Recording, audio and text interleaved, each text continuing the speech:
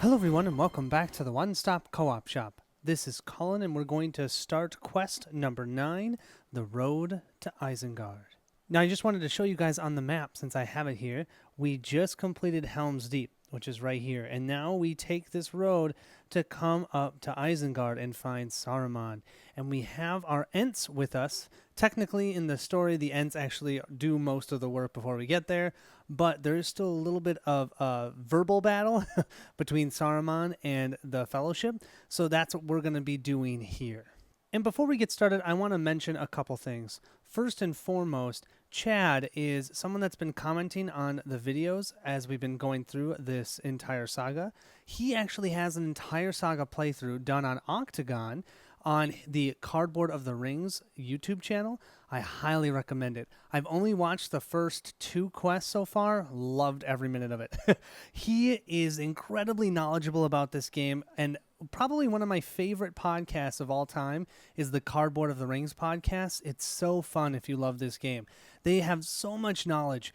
I have played this only for about a year now, and they have been playing this since it was started, and they just know so much more about this game, have amazing decks. His first deck, it's so awesome if you see it in the Shadow of the Past playthrough. So just make sure to check that out. I'll put it in the description below so you guys can link yourself to it if you want to see it.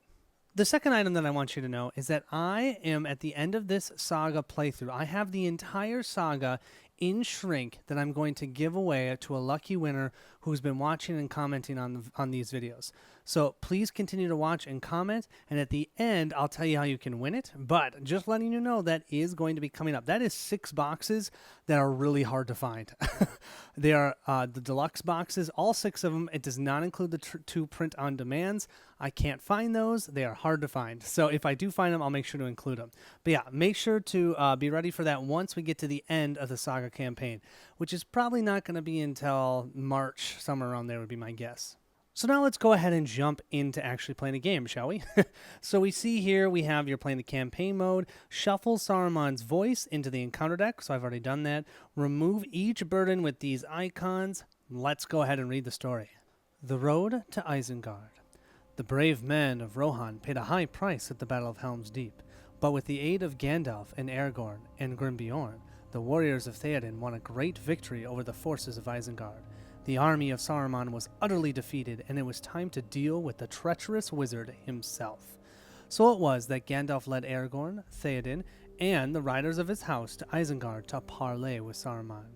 Believing Isengard to be beyond the strength of his enemies to assault, Saruman had committed nearly all of his forces to the attack on Rohan.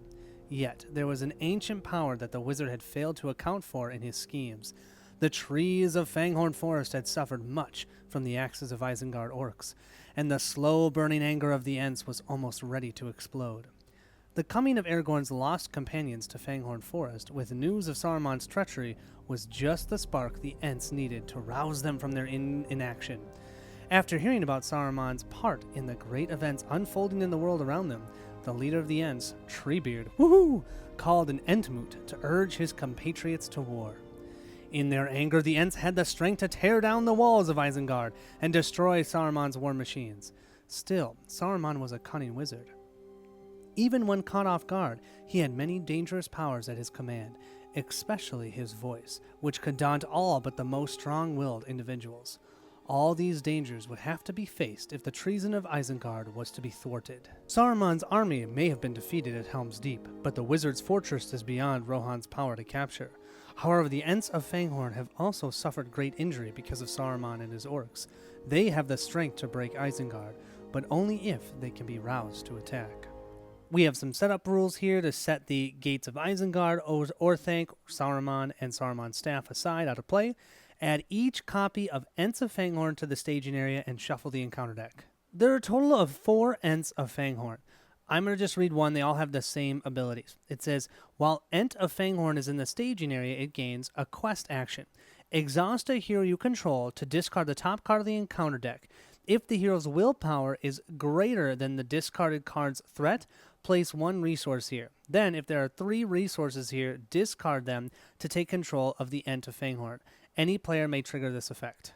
So what we can do during the quest phase is exhaust a hero and try and convince these Ents to come with us and attack Saruman. And you can see here, they are pretty powerful. A 2, 4, 3, 4. Yeah, I would love to have all 4 of these. Looking at the back side of the quest card, we see that it says players cannot draw cards or gain resources. Do not commit characters to the quest or reveal encounter cards during the quest phase. At the end of the round, place 1 resource here. Then, the players may advance to stage 2. If the players advance, the first player shuffles the encounter discard pile into the encounter deck and reveals 1 encounter card per resource token here. Then, remove all Ents that are in the staging area from play. So essentially what we can do is we can sit here at 1B as long as we technically would like. We're not going to draw cards, gain resources, we're not going to quest. All we're trying to do is convince these Ents to come with us and attack Saruman. Sounds great, right? Well, there's still rounds. So let's say it takes us 4 rounds. We'll increase our threat by 4. And then we'll have to reveal 4 encounter cards when we get to quest card 2. So it's kind of this give or take. How many times do you want to try and obtain the Ents of Fanghorn? So we'll see how we do and we can make that decision as we go. I do want you to remember that we do have Overcome by Grief out in the staging area right now. So the first time a character is destroyed, that gets attached to a hero. Our first player deck will be our Bjorning deck. We have Aragorn, we have Gildor and Glorian, Grimbjorn the Old, and Elfhelm. We'll start at 30 threat, and don't forget, Grimbjorn will start with +1 defense because he's a tireless ranger, and he has the Forewarned ability, which allows him to discard a shadow card on a non-unique enemy once per round. From how I understand it, although we don't get to draw cards, we'll still draw our 6 cards into hand. Don't forget we have Hotam Bombadil. I'm deciding that I'm going to save that for who knows when. Maybe until the Black Gates. I don't know. But we get to draw 6 cards. Wow, an Armored Destrier. That's amazing. A Gandalf. Not bad. Secret Vigil. I like threat reduction. Ooh, this is a new card I put in this deck. The Ranger's Summons. It actually is one of the only, there's I think 3 different cards that will actually put player cards into the encounter deck. I really wanted to try it, so I decided, you know what? I'm going to stick it in here, and we'll try it. So I'm glad that showed up. 1, 2, 3, 4. We've got Westfold Outrider for 5, and a Steward of Gondor. I mean, look at this. Steward of Gondor and the Armored Destrier. Can't ask for any more on a starting hand. I'm keeping it. On our Noldor deck side, we have Arwen, we have Galadriel, and we have Círdan. We start at 30 threat as well, and Círdan has the Leader of Men. If he quests successfully, he gains a resource. Just helps with resource generation for this deck. Since Steward of Gondor is over with the Rohan, or I still call him the Rohan deck sometimes, the Grimbjorn deck. We'll draw up to 6 cards. We have Nenya. Wow. We have Elrond's Council. We have Elven Light. That's nice. Another Elrond's Council. The Mirror. And Thror's Key. Yes, yes. Yes, yes, yes. The only thing I'm missing is some allies, but Elven Light will help me dig into my deck. So I love that starting hand. We're going to keep it. So here we go. We're going to start the first round. We'll move into the resource phase. We don't get to gain resources or draw cards. We'll simply move to the planning phase. We can't play any cards. Then we'll move to the quest phase, and that's where we're at. So during the quest phase, we can exhaust our heroes and then see if we can influence these Ents. So I'm going to start with the first player. I'm going to start by exhausting Aragorn. So his questing is 2. So I'm going to flip this card, and we can see it's a treachery card. It has a threat value of 0. So that means we succeeded, and we get to place 1 resource token here. Okay, next we'll do Gildor. Gildor is a 3, and this is also a 0. Awesome. So that means we will place a 2nd resource here. Now our third is Grimbjorn. He's a 0. So likely he's going to fail, but we might as well try. So I'll do Grimbjorn. And yes, so you see how this is a 2 for threat. The threat is higher, so he did not succeed at convincing the Ents. The Ents are like, what are you talking about? You're too strong. We need people that are better at talking, less killing. Elfhelm will be last, so he has willpower of 2. Oh, nice. He succeeds. So then we have 3 resource tokens here. Because we have 3, we can then claim this Ent, and now the Grimbjorn deck will have 1 Ent as an ally. That's awesome.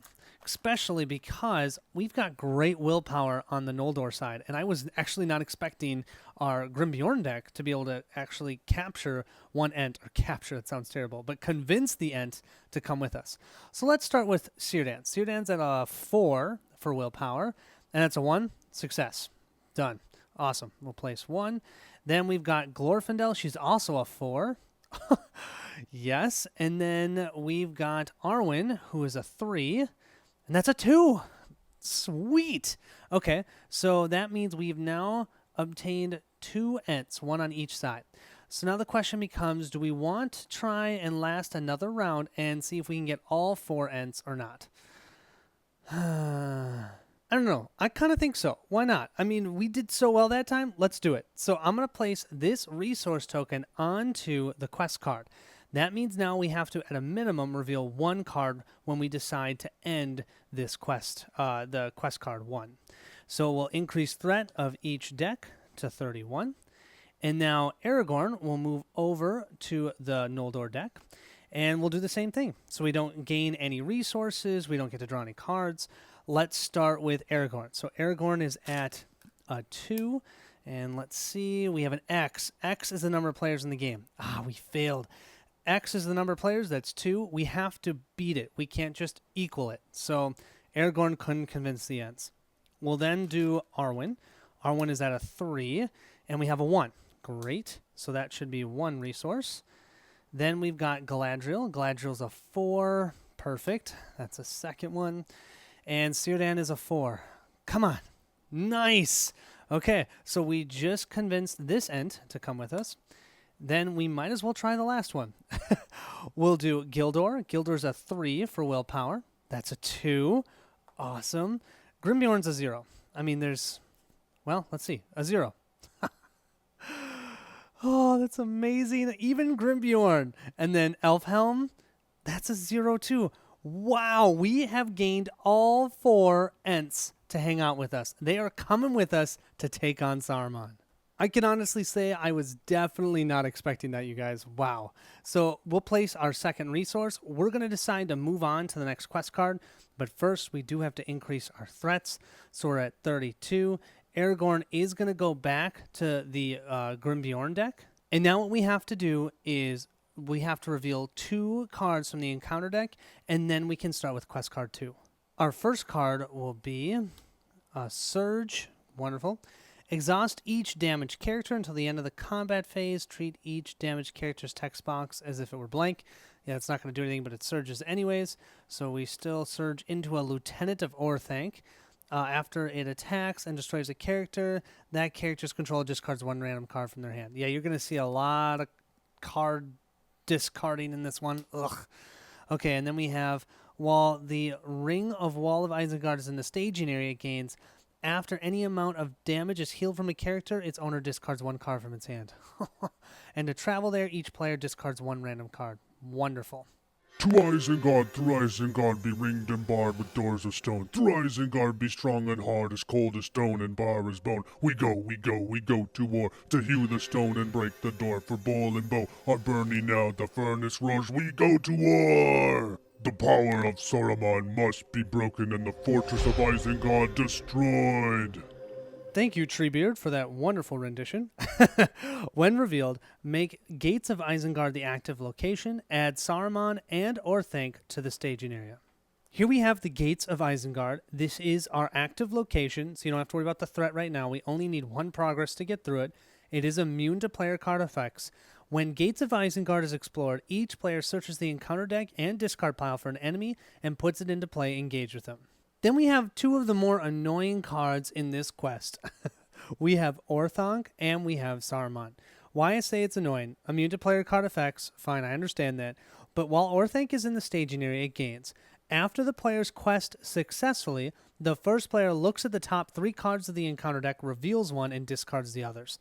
AKA, we're going to be revealing essentially 3 cards around if we're questing successfully. Also, Saruman, indestructible, so even if he gets 6 points of damage, he's not going away. Also, immune to player card effects. Cannot leave the staging area. Forced, when Saruman is dealt a shadow card with a wizardry effect, then the defending player resolves that wizardry effect as if they were the only player in the game. So, for an example, I said that this was a travel. I should have said it was wizardry. What that means is, if we travel there, it's fine. But the moment that card leaves play as an explored location, that wizardry effect happens. Each player has to discard one random card.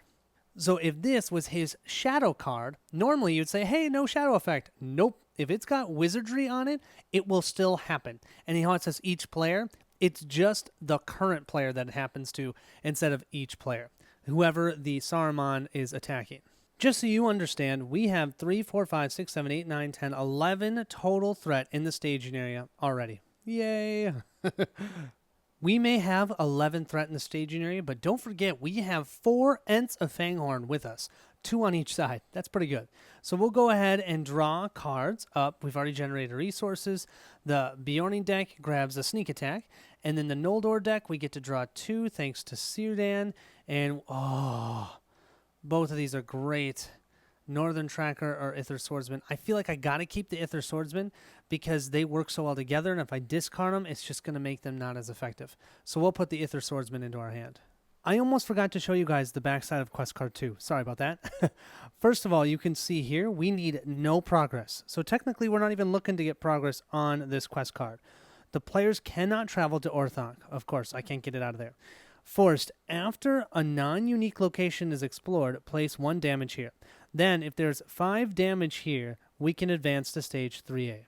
We do have a quest action that says exhaust an Ent of Fanghorn to place 2 progress on a non-unique location. And we can have that be anywhere.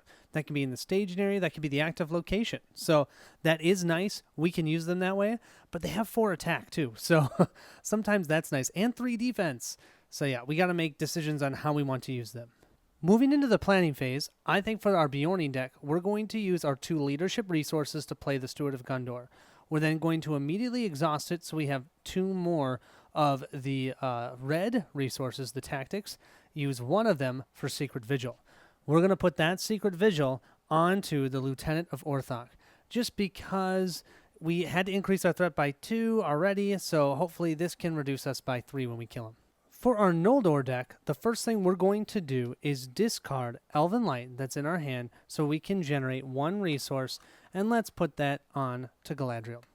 Then we're going to play Nenya onto Galadriel. We'll spend 1 of Arwen's resources to do that, and we're going to play Thor's Key, spending Círdan's resource to put that onto Arwen.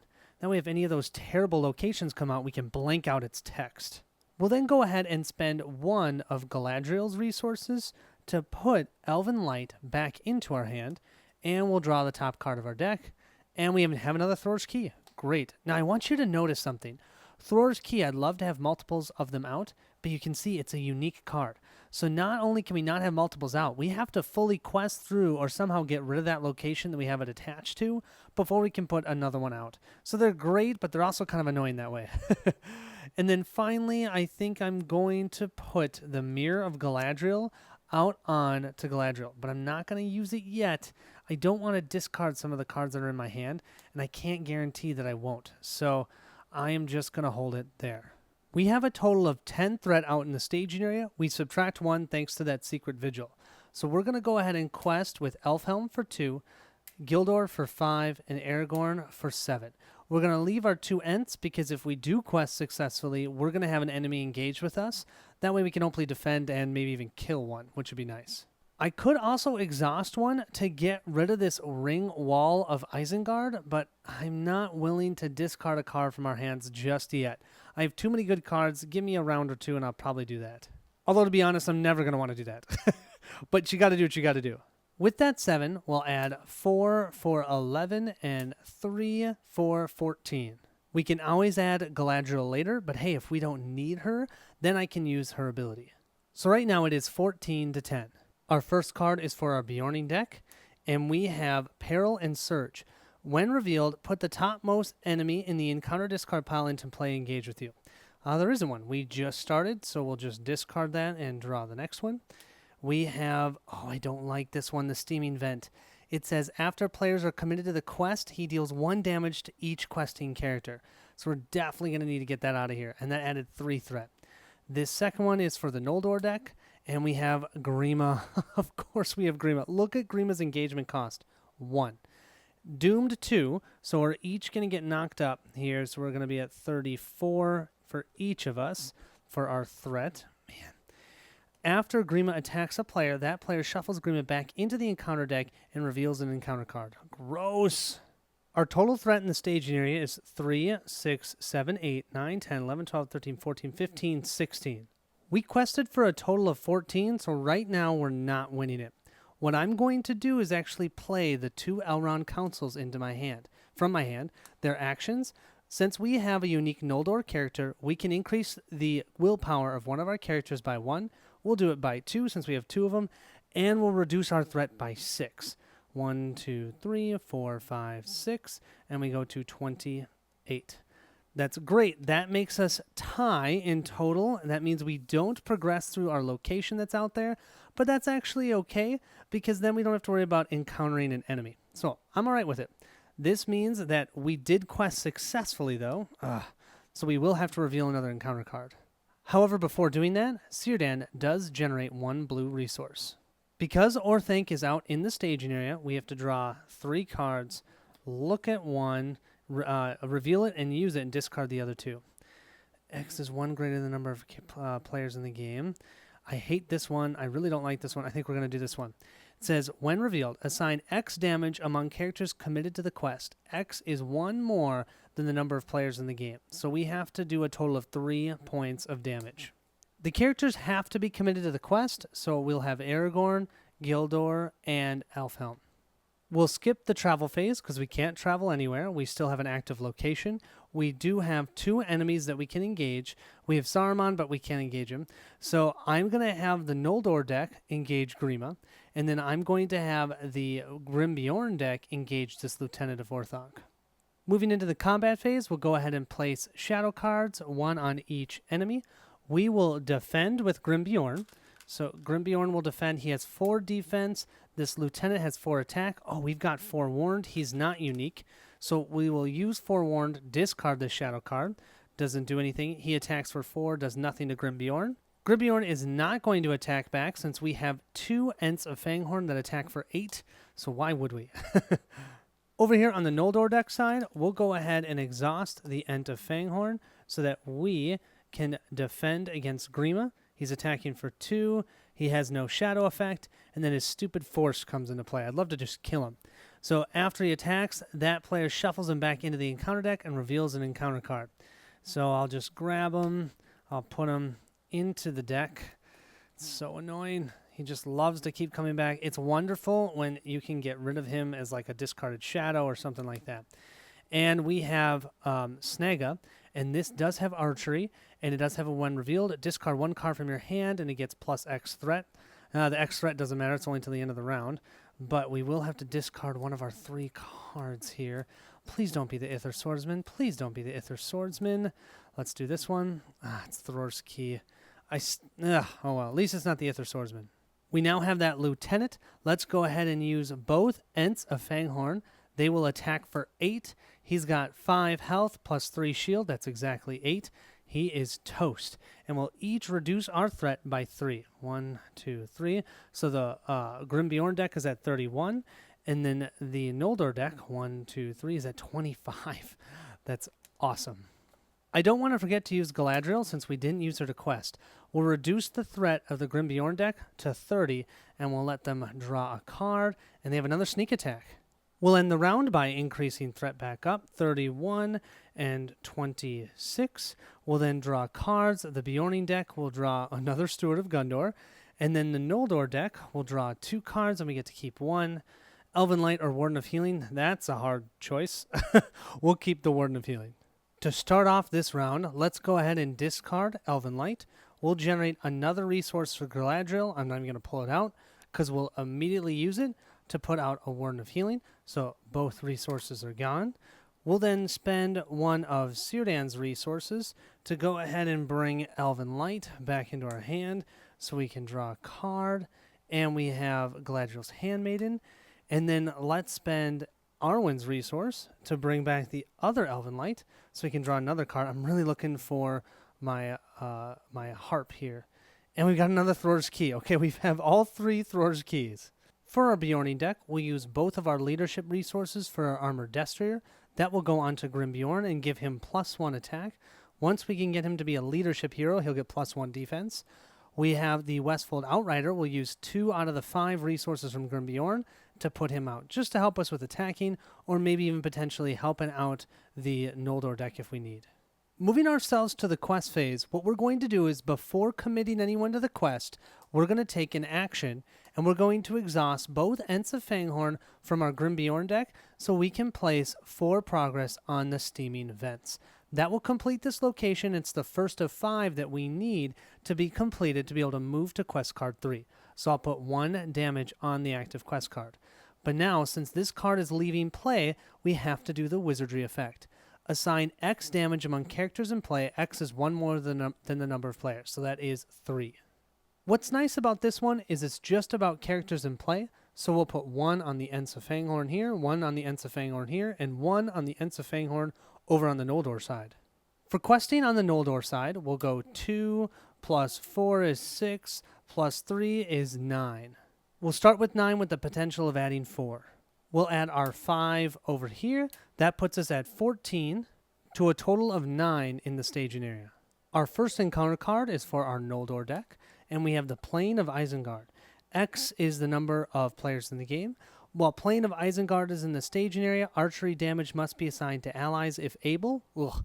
Each player discards 1 ally he controls. Yeah, this is a wonderful one I've been holding on to for Thror's Key. And you know what? That X equals 0. That's the whole reason why I was holding on to it for that. Awesome. We just added 0 threat to the staging area. Okay, the second card is for the Bjorning deck, and we have a Peril and Archery 1. When revealed, either discard 1 random card from your hand or reveal an encounter card. I think we're going to do the random card from our hand, so let's go ahead and shuffle these on up, and let's do this one. We just discarded Gandalf. That stinks, but hey, you know what? We at least didn't have to reveal another encounter card. We quested for 14. We have 0. 2 plus 4 is 6, 7, 8, 9, 10. Yeah, we placed 4 progress. That's going to put us through the active location.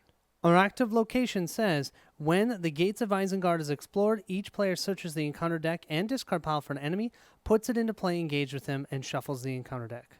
I don't particularly like the when revealed effects here, so since we can add them, we don't have to worry about the when revealed effects. So I'm going to have the Isengard Orc be engaged with the Noldor deck, and Saga be engaged with the Bjorning deck. No rest for the weary. We still have to look at the top 3 cards and put 1 into play. Trigger the wizardry effect. If it has no effect, darn it, I was hoping that would be a good one. That's Doomed 1 and Surge. This one says after a player draws any number of cards. Well, that one stinks, but it's the best of these, all of these, so I'm just going to put this one into play. We have these 3 locations in the staging area that we can travel to. So this one, if it gets out of the staging area, we can do our draw effects, which will really help our Noldor deck. Otherwise, we're going to be hitting our threat, which could stink. But I kind of wanted to travel here so we could heal. So I might do this one so we can heal this round and then use my Ents of Fanghorn to complete this one before we do all of our drawing. Oh, but that's only a quest action. It is what it is. It's not perfect. This is the problem, right? So I love Thror's Key, but I don't ever want to travel there because I want to get rid of these worse ones. Oh well. Well, we're going to travel to the ring wall of Isengard so we can heal. Here we have the 2 enemies that we could potentially engage in the staging area. Saga is high enough in engagement cost we don't have to worry about, and he only adds 1 threat. So I'm not going to worry about him. But we do have the Isengard Orc, and our Bjorning deck is at 31. So they're going to have to engage him. We do have a total of 4 archery we need to place. Now I'm only going to place 1 on Galadriel and 1 on Círdan, because I am going to exhaust our Warden of Healing and heal 1 point of damage from each of them. And I can do that since I made that terrible location that made us discard cards when healing as the active location, so its effect no longer is in play. I would also love to use Galadriel's ability, but if I do that, then we're going to be increasing threat by whoever I have draw a card. So I think I'm going to hold off for a round. We'll go ahead and place shadow cards. We'll place 1 on that Isengard Orc on our Noldor deck, and then 2 over here. Now, Grimbjorn is pretty awesome. What we're going to do is use our Forewarned ability and discard this shadow card with no effect. Oh, Screama. That's awesome. You know what his shadow effect is? Yeah, this attack is considered undefended. That could potentially kill a hero. So that's great. He attacks for 2. Grimbjorn will defend. He'll spend a resource so that he now can attack back. What's great is his defense is 4, doesn't take any attack or any damage. He'll attack for 4, reducing the armor, kills this guy. Okay. Then we'll use Armor Destrier to ready him and then discard this shadow card. Has no effect, but great. Then when Saga attacks for 3, his defense is 4. He'll spend 1 resource. He'll attack for 4, negating the shield, kills him. So the nice thing is these orcs are a little bit weaker than the ones at Isengard, but it makes perfect sense because those are Uruk-hai. These are just little orcs. I think the designers did a really good job with that, giving you that feel of, oh yeah, these guys aren't as tough. They have some bad when revealed effects, but yeah, they are not nearly as tough as those Uruk-hai with the toughness ability. Not only that, but they also made most of the orcs able to be killed by the Ents, which also is thematic. So I'm going to use this Ent to defend against this Isengard orc.